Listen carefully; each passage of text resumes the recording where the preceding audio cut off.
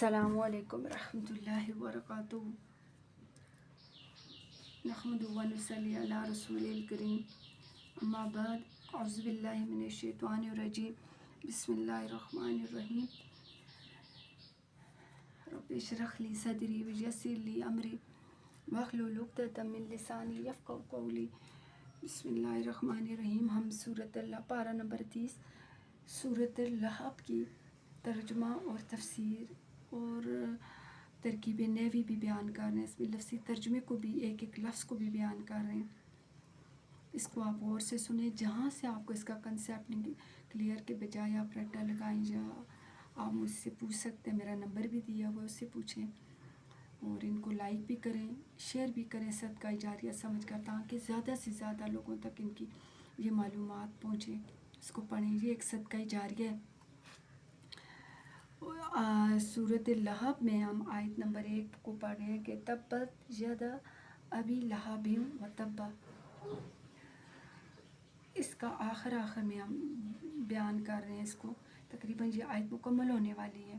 تفسیر ہے پورا تو ان کا شان نزول اب میں بیان کرتی ہوں کہ اس کا آیت کا، اس سورت کا شان نزول کیا ہے۔ صحیحین میں جب ہے اس کا سورۃ اللہ، آپ صلی اللہ علیہ وسلم پر سورۃ شعراء کی آیات نازل ہوئیں۔ وَأَنذِرْ عَشِيرَتَكَ الْأَقْرَبِينَ، یہ آیت نازل ہوئی۔ تو تفسیر ابن کثیر کے مطابق اس کا یہ ترجمہ بنتا ہے کہ آپ صلی اللہ علیہ وسلم اپنے نزدیک کے کنبے کو ڈرائیں۔ وہ شروع میں بات ہے جب نبی پاک نے تبلیغ شروع نہیں کی تھی، تو جب اللہ پاک نے آپ کو حکم وحی نازل کی کہ آپ اب آغاز کر دیں، تو سب سے پہلے اپنے خاندان کو، اپنے ارد گرد کے لوگوں کو آپ اسلام کی دعوت دیں۔ تو ابن کثیر کے مطابق اس آیت کا یہ ترجمہ ہے کہ آپ اپنے نزدیک کے لوگوں کو کہیں۔ تو آپ صلی اللہ علیہ وسلم نے کوئی صفحہ پر چڑھ کر لوگوں کو آواز دی۔ اب مختلف روایات پائی جاتی ہیں اس بارے میں۔ بعض روایات کے مطابق آپ صلی اللہ علیہ وآلہ وسلم نے فرمایا یا صباحاؤ۔ بعض روایات میں آپ نے فرمایا بنی عبد مناف، اور بعض میں ہے آپ نبی پاک نے فرمایا بنی عبد المطلب۔ اس طرح سے آپ نے ان کو آواز دی، اور عربوں میں اس طرح سے آواز دینے کو کسی خطرے کی، کسی بڑے مصیبت یا پریشانی کو علامت سمجھا جاتا ہے۔ جب یہ آواز دی تو تمام قریش جو تھے وہ جمع ہو گئے۔ تو رسول اللہ نے اس وقت فرمایا کہ اگر میں آپ کو یہ خبر دوں کہ اس پہاڑ کے پیچھے سے آپ پر صبح یا شام کے وقت آپ پر دشمن حملہ کرنے والے ہیں، تو کیا آپ سب میری بات پر یقین کریں گے؟ تو سب نے فرمایا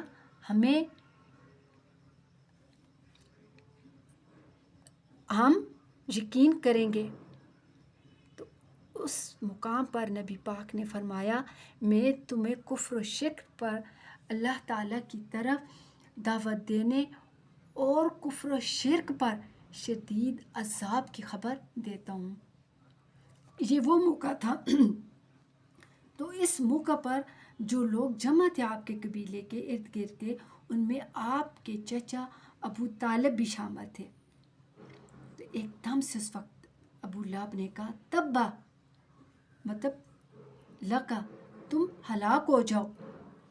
ٹھیک ہے، علی ہاذا، کیا اس کے لیے جمعنا، آپ نے ہمیں جمع کیا ہے۔ اور آپ کو بعض روایات میں ہے کہ آپ کو مارنے کے لیے اس نے ایک پتھر بھی اٹھایا، نعوذ باللہ۔ تو اس موقع پر یہ سورۃ اللہب نازل ہوئی۔ سورۃ اللہب وہ میں نے ابھی آپ کو بتایا ہے کہ اس سورت میں شدید تاکید ہے اور تکمیل عذاب بتایا گیا ہے کہ ابو لہب جو ہے وہ مکمل طور پر، یہ نہیں کہ وہ معاشی طور پر اولاد سے اپنا اسٹیٹس چلا گیا، اس کی جو حیثیت تھی وہ نہیں، بلکہ مکمل طور پر ہلاکت بیان کی گئی ہے۔ تبا تبت یدا ابی، ان لفظ و آیات کو جب جوڑیں گے، مکمل تفسیر آپ اس کے گہرائی میں جائیں گے تو ہر لحاظ سے اللہ پاک نے سورۃ لہب میں دنیا اور آخرت دونوں کی ہلاکت بیان۔ دنیا میں کیا اس کی ہلاکت ہوئی؟ بیماری آ گئی، مال و دولت چلا گیا، اولاد نے چھوڑ دیا، قبیلے والوں نے چھوڑ دیا، ذلت رسوائی۔ اور آخرت میں کیا ہے کہ نام کی مناسبت جو سے لقب اختیار کیا تھا لہب، اس کی مناسبت سے اللہ پاک نے کیا کیا، اس سے لپکتی ہوئی، عام آگ نہیں ہے، شولوں والی آگ، لپکتی ہوئی شدید آگ میں اللہ پاک اس کو ڈالیں گے۔ یہ جہنم کا یہ مقام اللہ پاک نے اس کو عطا کیا۔ اب لفظ یہاں آتا ہے تبا، اب اس کا تبا جملہ خبریہ ہے، گویا خبر دی جا رہی ہے کہ بددعا کے ساتھ اس کا انجام بھی بیان کیا گیا کہ وہ ہلاک ہو گیا۔ جملہ بددعا تبا اس وقت نازل ہوا جب ابو لہب نے آپ صلی اللہ علیہ وسلم کی شان میں گستاخی کی، تو مسلمانوں کے دل میں غصہ تھا، اور مسلمانوں کے دل میں یہ خواہش تھی، آپس میں وہ باتیں کرنے لگ گئے کہ آپ اس صلی اللہ علیہ وسلم اس کے لیے بددعا کریں۔ نبی پاک نے اس وقت بددعا تو نہیں کی، لیکن اللہ پاک نے مسلمانوں کے دل کی یہ بات اس وقت سنی اور خود ہی اسی وقت فرما دیا، اور اس کو یہ بددعا دی کہ وہ تبا، کہ وہ ہلاک ہو گیا، اور وہ یقیناً ہلاک ہو گیا۔ اور واقعہ بدر کے بعد، 7 روز کے واقعہ بدر کے بعد طاعون کی گلٹی نکلی اور وہ اسی حالت میں ہلاک ہوا۔ اس کی پوری تفسیر میں پہلے بیان کر چکی ہوں کہ کیسے اس کو گلٹی نکلی، تو جب اس کی اولاد نے چھوڑ دیا، اس کو نکال دیا، تو پھر وہ کیا ہوا، اسی حالت میں اس نے وفات پائی۔